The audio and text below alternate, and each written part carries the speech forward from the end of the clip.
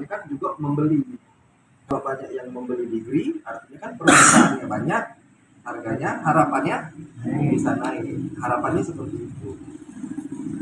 Tapi juga kalau misalkan yang menambang itu juga banyak, tapi kalau cara jualnya seluruhnya juga instan, ya pasti harganya kan turun.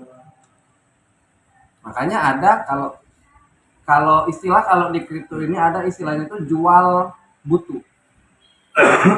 Contoh, si A sekarang punya 7 DCT. Contoh, ketika dapat reward token per 8 hari, katakanlah sekian, apakah langsung dijual seluruhnya? Sedangkan duit di kantong masih ada. Nah, yang paling benar itu adalah contoh konsep emak-emak kalau beli emas. Emak-emak kalau beli emas, kan tidak mungkin dia hari ini beli, besok dia jual emasnya. Betul kan? Nah, itu konsep aset kripto sebenarnya. Itulah kenapa aset kripto itu masuk ke dalam komoditi atau aset. Supaya apa? Supaya ketika kita beli ditahan dulu setahun, 2 tahun, 3 tahun. Kecuali yang namanya trading. Kalau trading beli pagi, sore jual. Tapi kalau kita simpan, 7 itu kayak mana caranya bisa jadi 10.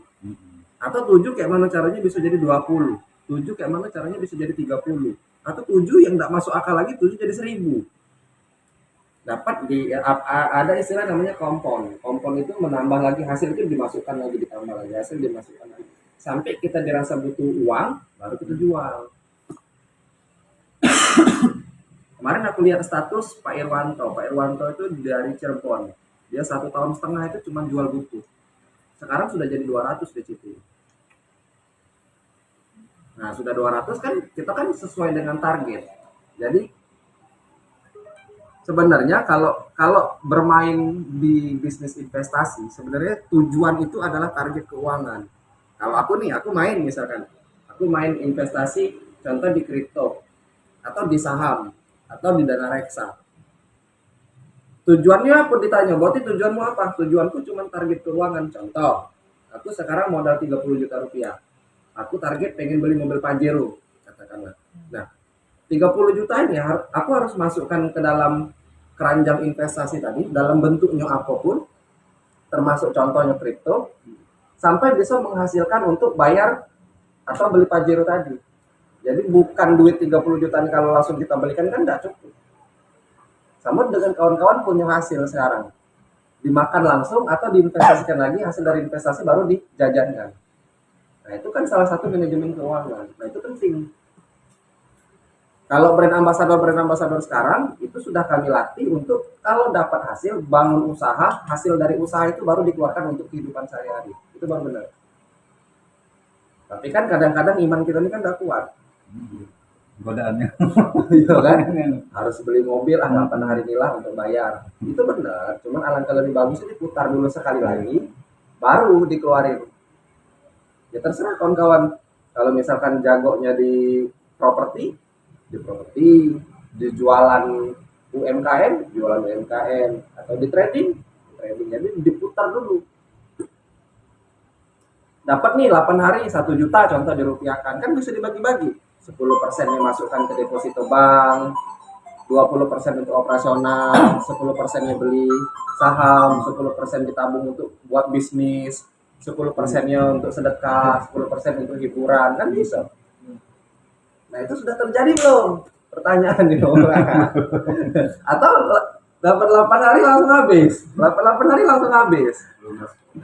Lunas. Karena permainannya kan kalau misalnya di Bengkulu Utara posisinya kan rata-rata kalau misalnya dikatakan modal waktu itu belum ada yang punya modalnya menjangkau ada modal panas. Jadi khusus untuk bayar yang panas itu dulu. Nah, itu salah satu edukasi. Contoh modalnya tadi dari Mbah ya. Iya. Modal dari Mbah ya kan. Ada pertanyaan, kalau misalkan kita ngajak orang dia modalnya dari Mbah. Pak, kalau misalkan ininya selesai, na'udzubillah min dzalik terjadi apa-apa, kayak mana? Ini kan kita bicara tentang resiko. Harga 3 juta, tiba-tiba besok jadi 25.000. Siap dah untuk Mbah tadi? Artinya harus cari dari tempat lain untuk nutupin Mbah tadi. Mbah tadi kan pasti punya anak cucu untuk nyari-nyari pasti kan? bayar dong. Nah, siap dah, kalau sudah siap tidak jadi masalah. Cuman kalau dia tidak siap jangan dipaksa. Lebih bagus kalau kripto itu yang paling benar itu pakailah uang bebas. Nah, uang bebas itu udah ada, artinya kan bisa ditabung dulu. Ini yang paling benar ya, pakai uang bebas. Nah, uang bebas itu satu bisa dari arti kata uang bebas itu uang yang tidak digunakan. Uang Uang dingin. dingin. Atau bisa juga artinya cara menghitung uang bebas itu contoh kebutuhan kita 1 bulan itu 3 juta. Artinya kalau kita 1 tahun itu kan 36 juta. Nah, uang bebas itu adalah uang yang kita simpan itu bisa menghidupi 3 bulan dari uang sehari-hari kita. Berarti kalau kita sehari 3 juta pengeluaran, artinya ada 9 juta di tabungan kita, itulah uang bebas. Tapi sudah ada lagi setahun ke depan di tabungan. Berarti 36 tambah 9. Ada 45 juta berarti. Nah, 45 juta itu bukan uang bebas. Uang bebas itu yang 6 jutanya, yang 9 juta. Sisanya itu kan kalau terjadi apa-apa dengan kehidupan kita selama setahun kita aman. Nah, misal kerja di PHK lah. Kayak kemarin ada COVID kan bingung juga. Kayak mana tabungan hidup setahun ini kan dari mana? Kerja selesai, tidak laku, dagangan kita, jualan kita tidak laku. Nah, kayak COVID kemarin kan pandemi itu salah satu orang yang banyak menggunakan uang bebas nih. Dengan simpenan ditarik lagi untuk hidup sehari-hari.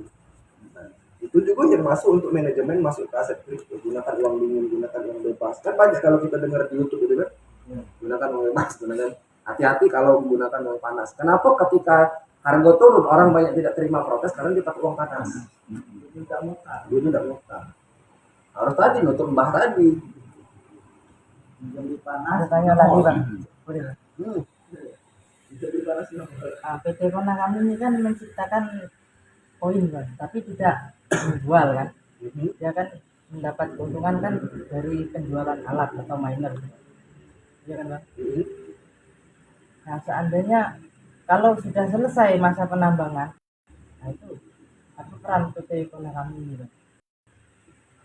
Jadi satu, PT Kona kami itu berbeda sama Digri.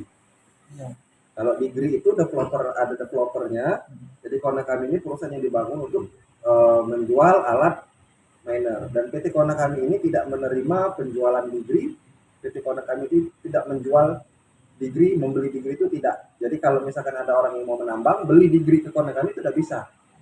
Belinya harus di pasar, beli di exchange, di digital exchange, di Sunswap, di Latoken, seperti itu. Nah, kalau penambangannya sudah habis kan ada ikut tadi, penambangan ada, nanti ada games kan bisa masuknya dari situ.